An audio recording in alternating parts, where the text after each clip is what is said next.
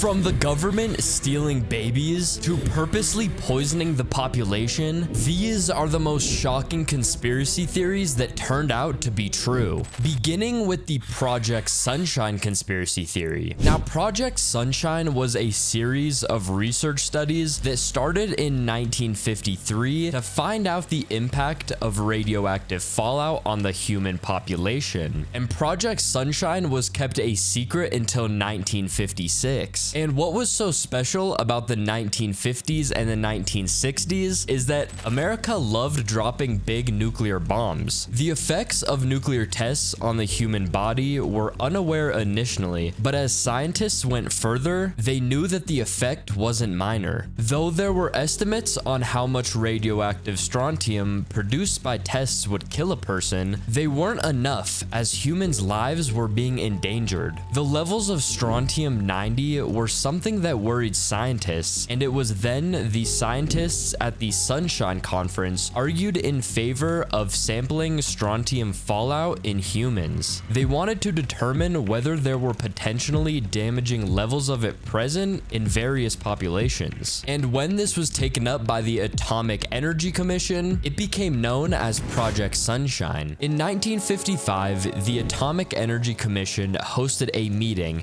and this time they urged researchers to make use of their contracts to discreetly get hold of both tissue and bone samples. They also didn't want them to disclose the nature of their research, and they also didn't get permission from the deceased. This is what Dr. Willard Libby, a scientist who sat on the commission, said. "I don't know how to get them, but I do say that it is a matter of prime importance to get them, and particularly in the young age group. So, human samples are of prime importance, and if anybody knows how to do a good job of body snatching, they will really be serving their country." Now, the whole conspiracy theory behind Project Sunshine is that people thought the government was literally just snatching up bodies in any means possible to carry out these tests. And boy, were they right. There were more than 1,500 samples from around the world, with many of them from the cadavers of babies. Most samples were gathered by a team of body snatchers, and some researchers claimed that samples were needed for measuring natural levels of radium in the population. One of the most inhumane examples comes from the United Kingdom, where a stillborn's baby's legs were removed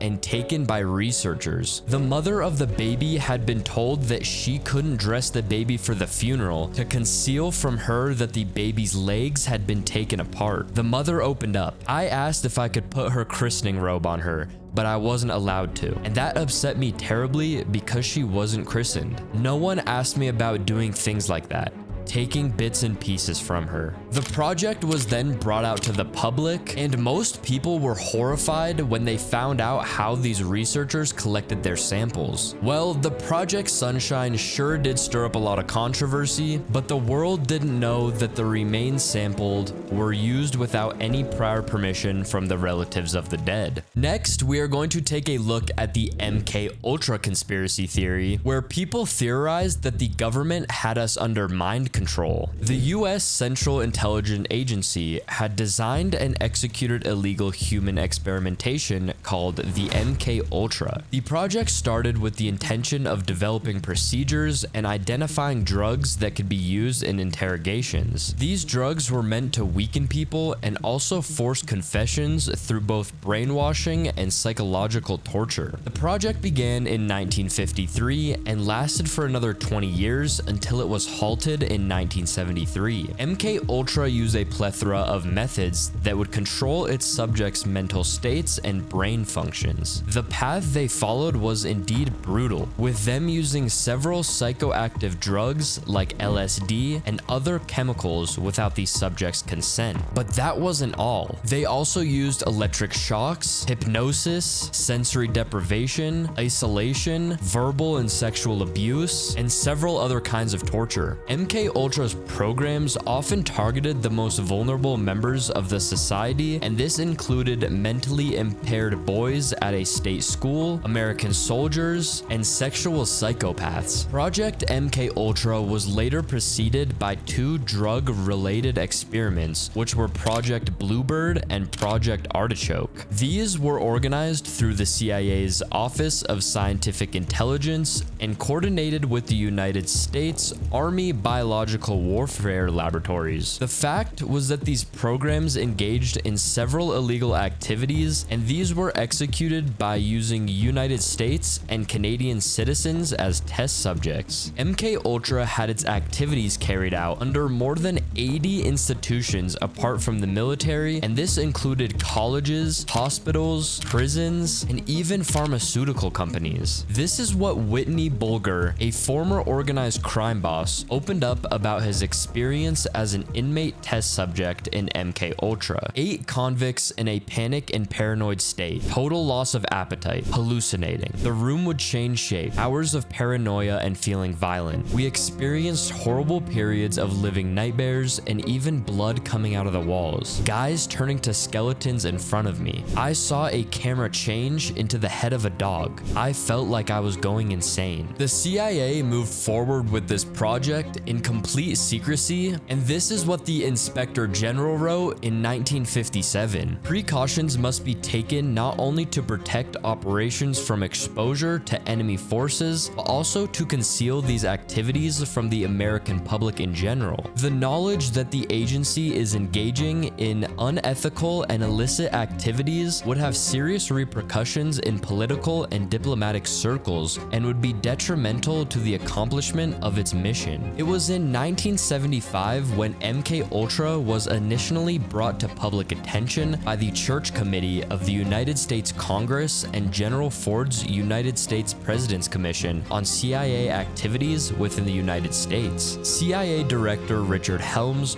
ordered that all MK Ultra files had to be destroyed, and the man who had crafted MK Ultra eradicated most of the paper records. The program, which was initially born in secrecy, remained to hold on to its secrets forever. Next, we move on to prohibition and poisoning, where people speculated that the government was poisoning the population. Well, the prohibition was the nationwide ban on the sale and import of alcoholic beverages that lasted from 1920 to 1933. But what the United States government did to fight the illicit production and consumption of alcohol will leave you shocked. It all begins with a loophole in the prohibition law, which permitted the manufacture of industrial alcohol, which is used to make products like perfume and furniture polish. These were indeed essential components, and the governments couldn't ban this. Bootleggers saw this as an opportunity and started redistilling industrial alcohol with the intention of reselling it. This is when the government began requiring industrial alcohol producers to add poison to their products. Federal chemists went on to increase the amount of poison that was required while producing industrial alcohol. The chemists who were working for bootleggers and speakeasies attempted to strip the results of their toxins. The fact was that these chemists were gambling on people's lives when it came to determining whether the alcohol was safe for consumption. They thought that boiling industrial alcohol was all that was needed to get rid of the poison, but actually it was very difficult to boil all of the poison out of the alcohol. The uptrend of people dying due to the poisoning of industrial alcohol didn't seem to frighten Americans initially. Most of the people who died belonged to the working class people and the poor. These people couldn't afford smuggled imported alcohol, and they turned into bootleggers. By the year 1926, the number of deaths from poisoned alcohol had risen, and during the holidays of the same year, dozens of people lost their lives from drinking alcohol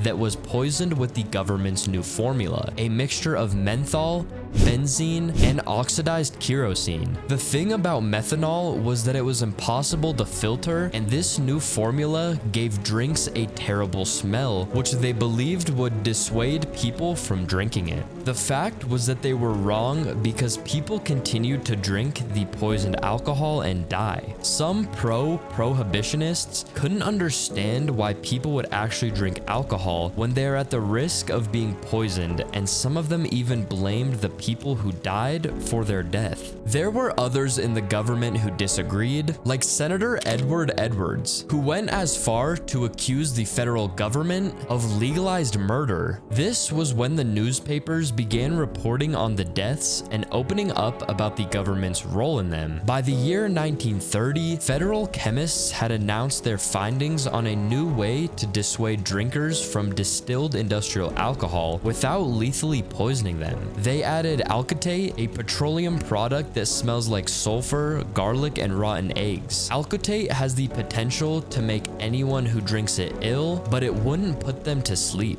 Prohibition ended 3 years later, and government officials quit talking about their poisoning endeavors. When alcohol products started resurfacing in the US, things ended as if the poisonous measures had never quite happened. So what do you guys think about these conspiracy theories that turned out to be true? And which one did you find most disturbing? If you guys enjoyed this video, please be sure to leave a like and subscribe with post notifications on. And without further ado, hope you guys have a great rest of your day, and I will see you in the next video.